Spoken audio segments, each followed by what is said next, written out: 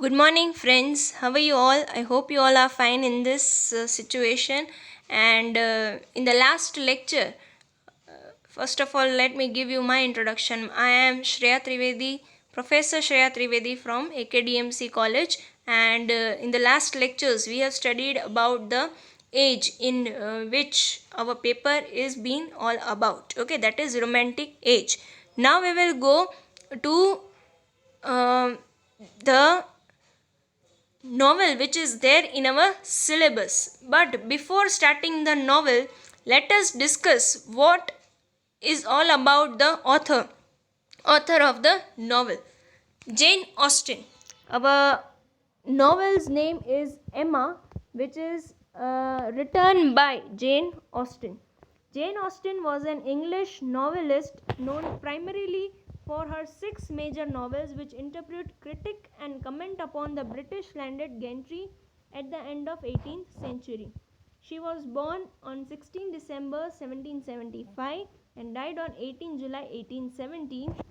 He was one of the popular English novelists, okay, and she was known majorly for her six major novels, which we will have the names in the later part, okay.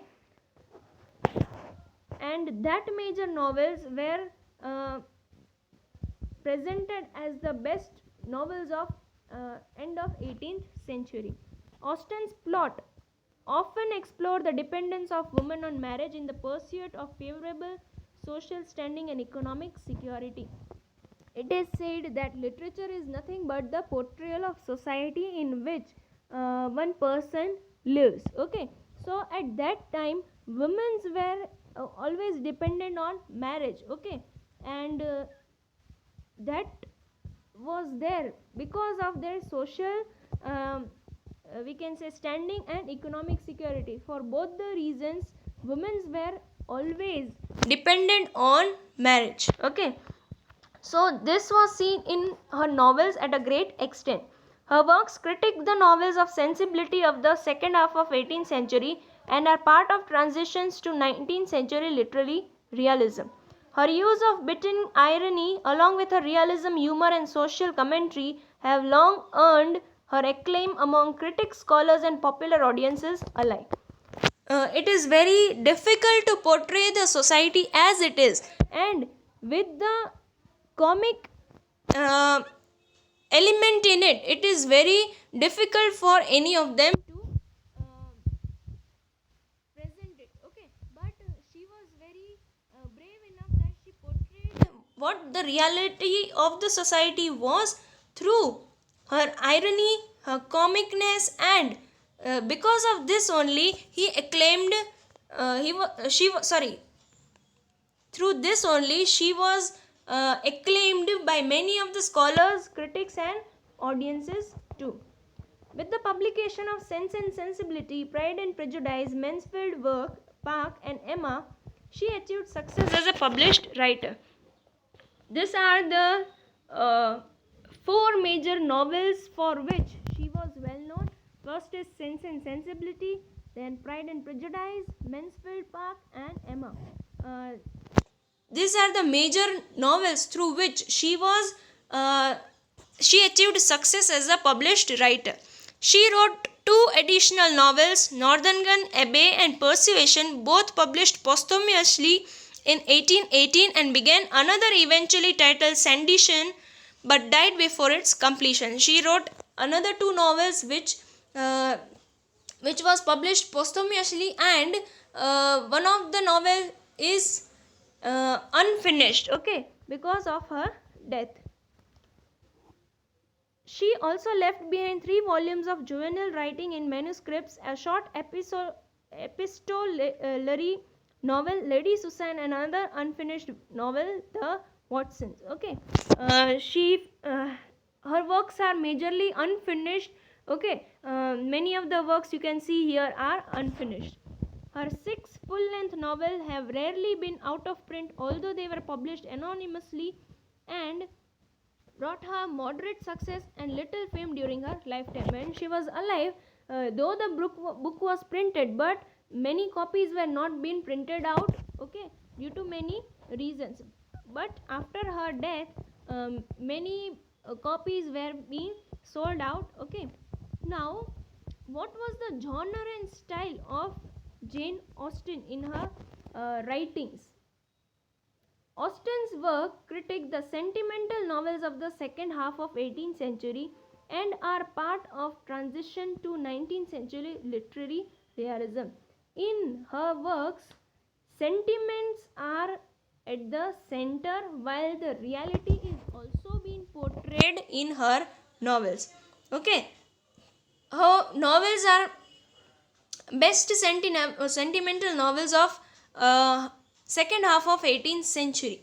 The earliest English novelists Richardson, Henry Fielding and Tobias Smollett were followed by the school of sentimentalists and romantics such as Walter Scott, Horace Walpole, Clara Reeve, Anne Radcliffe and Oliver Goldsmith, whose style and genre Austen rejected, returning the novel on a slender thread to the tradition of Richardson and Fielding for a realistic study of manners. Here it is said that this style or genre was accepted by many previous English writers. Many writers or novelists are given here. Okay, Richardson, Henry Fielding, Tobias Smollett, Walter Scott, Oliver Goldsmith, etc., etc., etc. But Jane Austen rejected their style and genre, and she gave her own genre in the field of literature. In the mid 20th century, literary critics F.R. Lewis and Ian Watt placed her in the tradition of Richardson and Fielding. Both believed that she used their tradition of irony, realism, and satire to form an author superior to both. But later on, in the mid of 20th century, one of the critics said that she adopted the tradition of Richardson and Fielding. Okay, she adopted the tradition of irony, realism, and satire to form an author superior to both.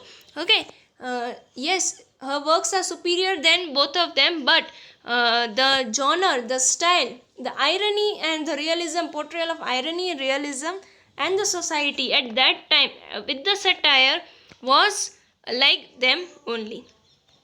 Walter Scott noted Austen's resistance to the trashy sensationalism of much of modern fiction.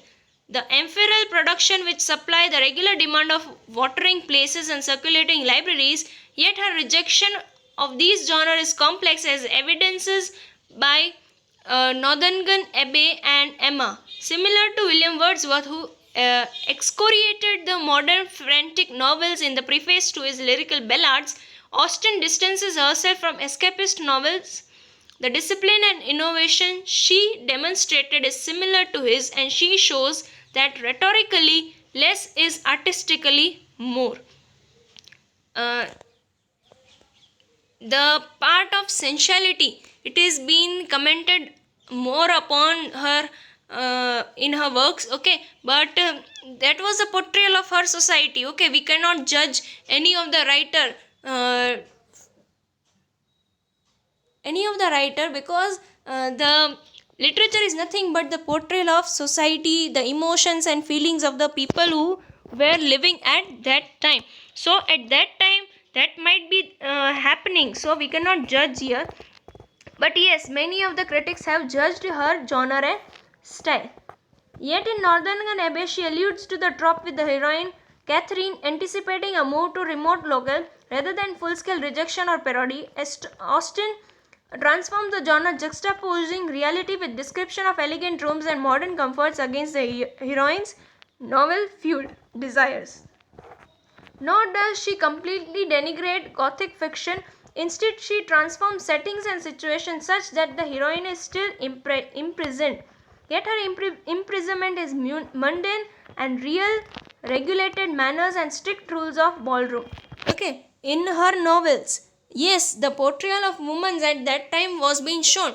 Okay, yes, the women were not present, but the way women were being treated at that time, it was seen that they were present. Okay, and in her works she showed it very well that the women are in caged.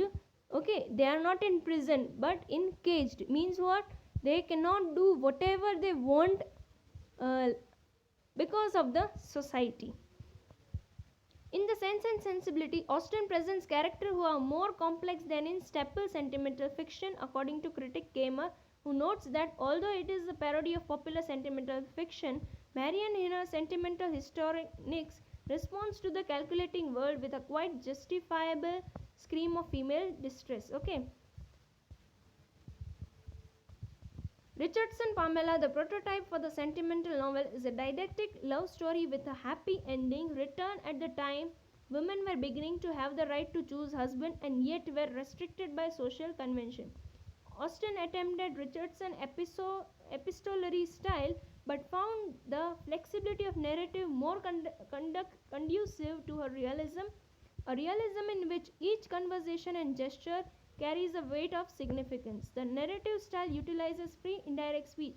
She was the first English novelist to do so extensively, through which she had the ability to present a character's thoughts directly in the reader and yet still retain narrative control. She has the ability that the characters were portraying uh, the irony, the satire in their tone, in their dialogues, okay, and that too in a very good way so that no one can get hurt, okay. And at that time women were not allowed to choose their husband, so that portrayal was seen in her works. Austen had a natural air of speech and dialogue, according to scholar uh, Mary Lascelles. Few novelists can be more scrupulous than Jane Austen as to the phrasing and thoughts of their characters. Techniques such as fragmentary speech suggest a character's traits and their tone. Syntax and phrasing rather than vocabulary is utilized to indicate social variants. Dialogue reveals a character's mood, frustration, anger, happiness, each treated differently and often through varying patterns of sentence structures. When Elizabeth Bennet rejects Darcy, her stilled speech and the convolutive sentence structure reveals that he has wounded her. In her book The Pride and Prejudice, the main heroine, that is Elizabeth Bennet, okay, she rejects Darcy, the hero of the novel, because of that speech was being given by Elizabeth Bennet, okay. Her speech was good enough, but we can feel through her speech that he has wounded her, okay. And the technique of using that speech, okay, that idea, Jane Austen was considered as the best novelist. Austen's plot highlights women's traditional dependence on marriage to secure social standing and economic security. As an art form, the 18th century novel lacked the seriousness of its equivalents from the 19th century, when novels were treated as a natural vehicle for discussion and ventilation of what mattered in life. Here in Austen, main plot was highlighting the dependence of women on marriage because to secure social standing and economic security too. While in 19th century this was not there. Rather than delving too deeply in the psyche of her characters, Austen enjoys them and imbues them with humor, according to critic John Bell. Rather than getting irritated by the situation through her characters, she rather uses a comicness in it, and through that the novel becomes popular. He believes that the wellspring of her wit and irony is her own attitude, that comedy is the saving grace of life. Part of Austen's fame rests on the historical and literary significance that she was the first woman to write great novels. Through this, it was said that it was the Jane Austen for the first woman to write great comic novels. Samuel Johnson's influence is evident in that she follows his advice to write a representation of life as may excite mirth.